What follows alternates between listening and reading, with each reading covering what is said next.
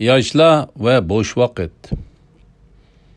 Bismillah, elhamdülillah, ve salatu ve selamu ala Resulillah. Esselamu aleyküm ve rahmetullahi ve berekatuhu.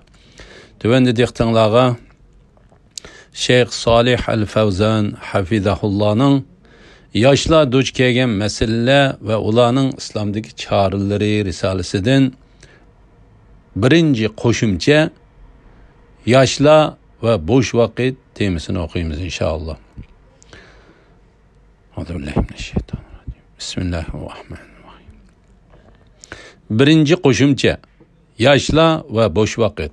İzahat. Bu faziletlik Şeyh Abdullah İbni Abdurrahman Cibrin Rahimullah'ın Es-Şebabu vel-Ferag degan qimmatlik risolasining tercümesidir. İzahat tugidi. Muqaddime.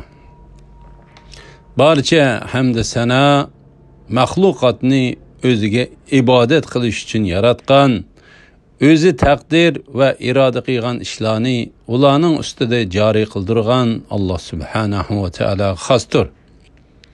Men uni barcha ayib nuqsonlardan pok deb madhilayman. Guvohlik beramanki, Allohdan boshqa ibodatga loyiq hech bir iloh yo'qdir. U yakki yeganidir, uning shirki yo'qdir. Ya'ni guvohlik beramanki, Muhammad sallallohu alayhi vasallam uning bandasi va elchisidir. Shuningdan keyin men Riyoddagi bir masjidda vaqtdan unumlik foydalanishning zarurligi va vaqt isrof qilishning cheklanganligi to'g'risida bir leksiya so'zlagan edim.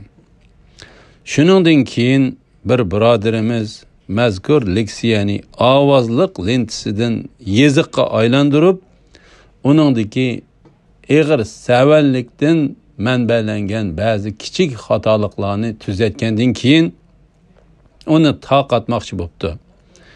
Men uning shundoq qilishiga ruxsat berdim. Ammo boshqa ishlarim tufayli uni tuzatishga va o'rinlashtirishga vaqt chiqara olmadim.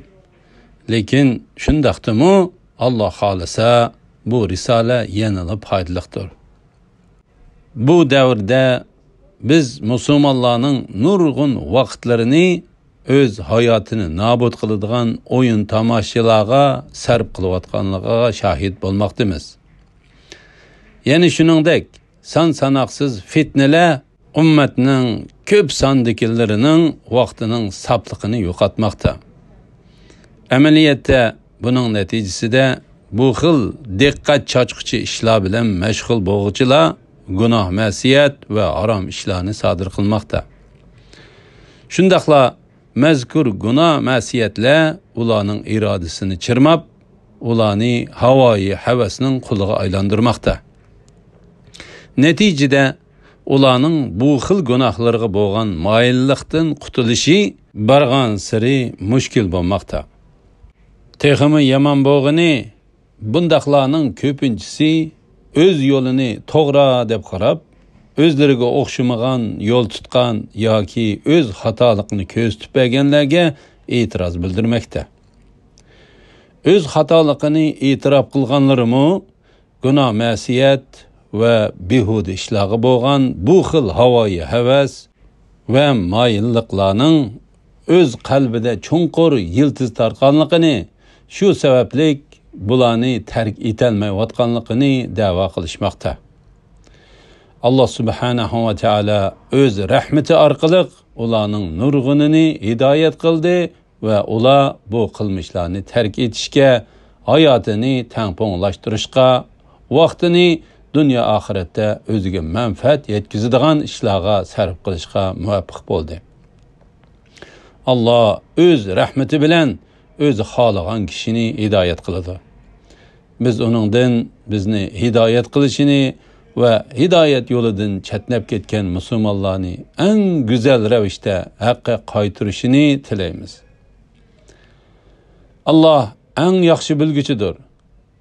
Rahmat, salomlar payg'ambarimiz Muhammad sallallohu alayhi va sallamga va uning sahobalariga bo'lg'ay. Kirish so'z. Bismillahirrahmanirrahim. Eng şefkatlik, eng mehriban Allah'ın ismi bilen başlayman. Hakikaten barcha hamd sana Allah'a xosdir. Biz onu medhiylaymiz, onundan yordam tilaymiz, onundan mag'firat tilaymiz ve onunga tavba qilamiz. Biz nafsimizning sharridan, amallarimizning yomonligidan Allohga sığınamiz. Allah kimni hidoyat qilsa, uni hech kim azdira olmaydi. Allah kimni azdirsa, uni hech kim hidoyat qila olmaydi. Guvohlik bermanki, Allah'tan başka ibadetke layık hiçbir ilah yoktur. O yekiganedir, onun şirki yoktur. Yeni guvohlik beraman ki Muhammed sallallahu aleyhi ve sellem onun bendisi ve Resuludur. Allah'ın rahmet salamları onunğa, onun ailesiga ve sahabelerge bo'lg'ay. Shuningdan keyin shunisi shaksiz ki aqil kishi öz kunlarining, ya'ni vaqtining özünün en kıymetlik baylıklardan biri ekanligini tonib yetsa, o çoqum öz vaqtidan önümlük paydalanishga, onu zinhar zoya qilmaslikqa intiladi. Boş vaqtning ahamiyati to'g'risida to'xtalsak, gap uzrab ketadi. Shundaqla temining kengligi va jihatlarining ko'pligi sababli bu temini loyiqida yo'ritib berolmasligimiz mumkin. Shuning uchun bu haqda bak ko'p to'xtalsak, temidan chatnab ketishimiz mumkin. Chunki bak ko'p gap qilish kishiga ba'zi narsalarni unutildirib etadi. Shu vajidan biz vaqtning ahamiyati va nurg'un kishilarning bo'sh vaqtini behuda o'tkazayotganligi to'g'risida qisqacha to'xtalamiz. Ondan biz mushu bo'sh vaqtlarni qandoq o'tkazishga bo'ladiganligini muhokama qilamiz. Ondan biz kishining shuningdan keyingi ishlarni qilishiga turtki bo'ladigan omillardan ba'zilarini bayon qilamiz. Temamizning oxirida biz davrimizda qandoq qilganda fitnalarga qarshi kuchlik mavqeni saqlag'ili bo'ladi degan muhim savolga qisqacha javob berib o'tamiz inshaalloh. Alloh subhanahu va taolo bizni o'zi yaxshi ko'radigan va rozi bo'ladigan ishlarni qilishga muvaffaq qilg'ay.